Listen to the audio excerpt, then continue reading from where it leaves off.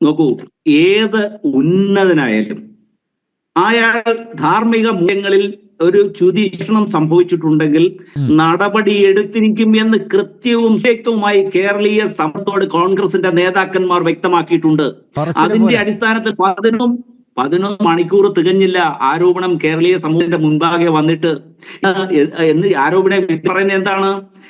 നിങ്ങൾ കേസ് കൊടുക്കൂ, ഞാൻ എന്റെ അഗ്നിശുദ്ധി തെളിയിക്കാം. വെറുതെ ഒരു ആരോപണം കൊണ്ടുവന്നിട്ട് അവർ നിരപരാധി എന്ന് പറഞ്ഞിട്ടുള്ള എത്ര കേസുകൾ നമ്മുടെ കേരള സംസ്ഥാനത്ത് ഉണ്ടായിട്ടുണ്ട്. നോക്കൂ, ഏറ്റവും സുഖം ഇന്ത്യ മഹാരാജ്യം മുഴുവൻ ആക്കുന്ന ബഹുമാനായ ഉമ്മൻചാണ്ടിയുടെ സ്ഥിതി അന്വേഷിക്കുക മാധ്യമ പ്രവർത്തകരുടെ നമ്മൾ മറക്കുന്നു.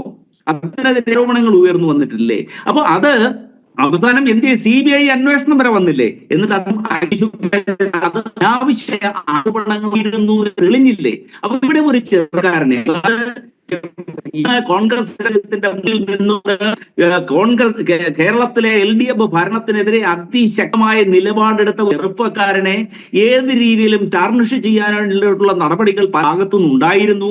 അത്തരത്തിലൊരു ആരോപണം ഉയർന്നു വന്നു. അത് ഫോർമലായിട്ടൊരു പരാതി വന്നിരുന്നില്ല എങ്കിൽ പോലും അങ്ങനെ സമൂഹം ഒരു പരാതി കോൺഗ്രസിന്റെ ഒരു യുവ നേതാവിനെ കുറിച്ച് ചർച്ച ചെയ്യുന്ന കാര്യം വന്നപ്പോൾ ആ നിമിഷം 24 മണിക്കൂർ തികയുവാൻ കാത്തിരുന്നില്ല കോൺഗ്രസ് നേതൃത്വം.